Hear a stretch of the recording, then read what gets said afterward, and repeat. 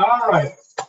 Hey, I am very pleased to have with us Anita Blom, who I've been trying to talk to forever because she's just done so much for the stuttering community. She's been an activist in the stuttering world for nearly 30 years, and I'll let her talk about that. But let's just get going. Anita, how are you doing today?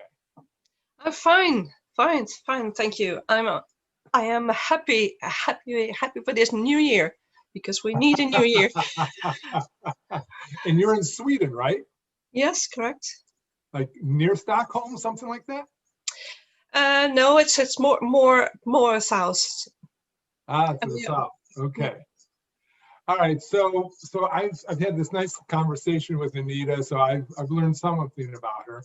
And one thing that she told me, which really resonated with me, is that you really, like me, kind of hesitated to speak much because we both had a real stuttering problem. And we stuttered a lot.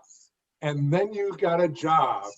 Why don't you tell us kind of how that had an impact on you when you were in the work world?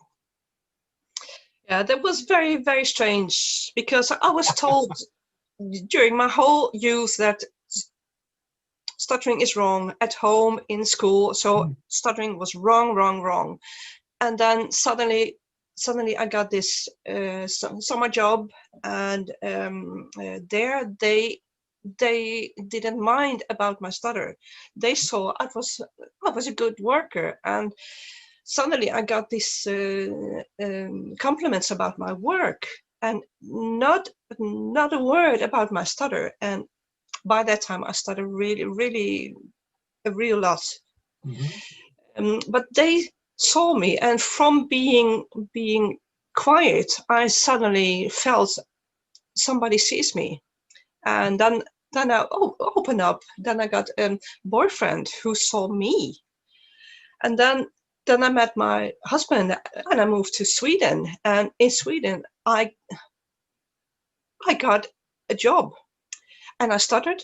I didn't know the language, but suddenly I felt I can do things. I stutter, yes, sure, but I can I can do something really well. And from that job I got other jobs, and then I went back to school to fight my demons.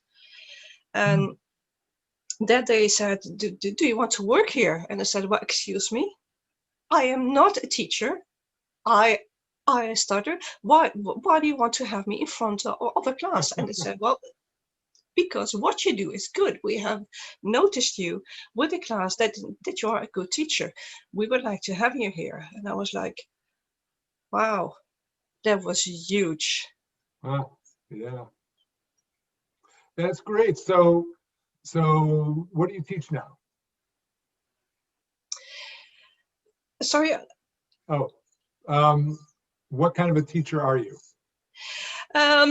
Well, I've been teaching different classes. I've been teaching IT to seniors. I've been teaching Swedish and English to adults and to students who don't want to go to school. I got these classes, and they are the toughest. Yeah. And I stutter, but it was amazing because of my stutter and because I spoke freely about it. Then they felt, okay, if my teacher has a flaw, she shows it, I can also be open. And it helped us to come closer, and through that I could lift them up, and they all got good grades. And I also taught immigrants Swedish, and I even got to teach teachers IT. So me as a teacher who doesn't have a degree was teaching teachers. You can do anything, right? Exactly.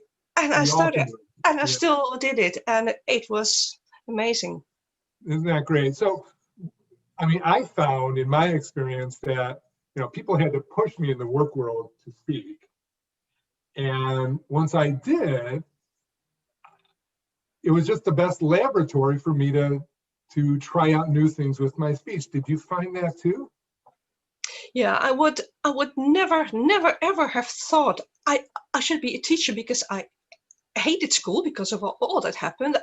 I Yeah. was told that I was nothing. I was a lost cause because of my stutter. And then I got job after job. For my last job, I was headhunted. And when people see what you do, instead of how you speak, if you make sure that you can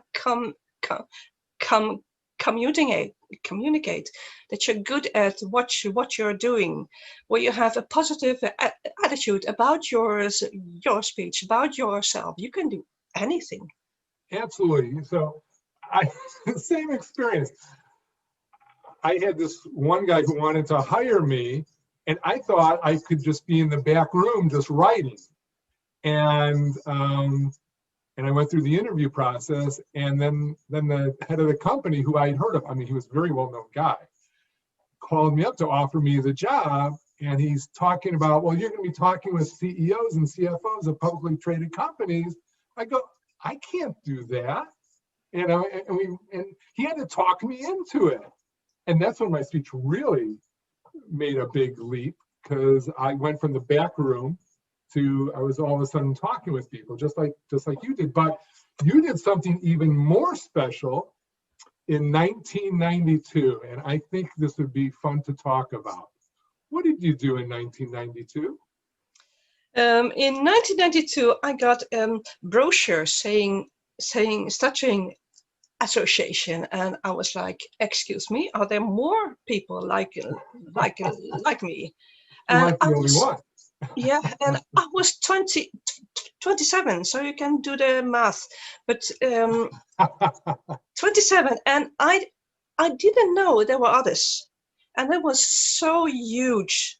So I went to this group, and they all stuttered, and then I went to a national meeting, and they all started. European meeting, they all started. A World Congress in Sweden, 1995. Everybody stutters, and they had jobs, and they had families, and they were all doing wonderful.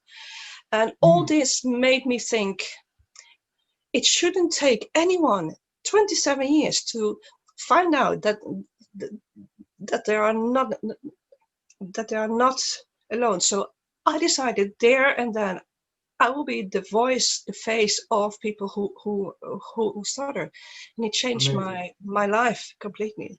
So my cause is now to pay it forward. Phenomenal. I mean, that is just so cool that anyone, and I mean, we're each passionate about stuttering, but you have really taken a global leadership role, and you have done so much with that. Before we go, can you just give us just one thing that you've done that you're just really had an impact or really feel proud about? I'm sure there's so many, but yeah. One? Well, I think two things have been important to me, and one thing is I was invited to speak for the European Parliament, and I don't know if you have seen this room. It's like major, and you have this clock, this big clock ticking the seconds. And I got 3 minutes, and I said, "Excuse me, everybody gets 3 minutes. I am a person who stutters, and I have the right to say just as much as anyone else." So I got 4 minutes. They gave you an extra minute. They gave me an extra minute. Wow, and you got to talk in Parliament. Yeah. Unbelievable. What did you talk about? What? Stuttering. What else? No, it's just they do they do lots of things for people, or people with hearing, vision, and I was like, what if you cannot say your own name? I mean, yeah, that's for we are sure. we are here. We need help. We need help in in schools, especially for the children.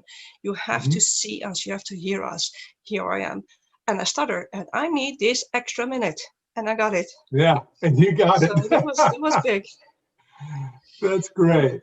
But where my heart is, I've been doing children camps. I've been doing youth camps for many years, and when I see now that my kids, they are now on the board of their national stuttering Really? associations. They are on the board of the international stuttering association. They are now some of them, they changed jobs. One of them became the mayor. So many things happen just to see that change, that small seed that we plant during this week, and they grow and they bloom, and that's absolutely amazing. So, and Fantastic. this group started steadily now, and they are growing rapidly. It's a young, vibrant group, and they started with the youth meetings, and I'm so happy. I'm so proud of them. It's amazing. That is so great. What a way to end. Hey, Anita, you were a pleasure. Let's do this again. I love talking with you. I love hearing all you're doing and have done. It's just wonderful. Thanks again. Thank you so much for having me, Larry. Oh, just a pleasure. Take care. Bye-bye.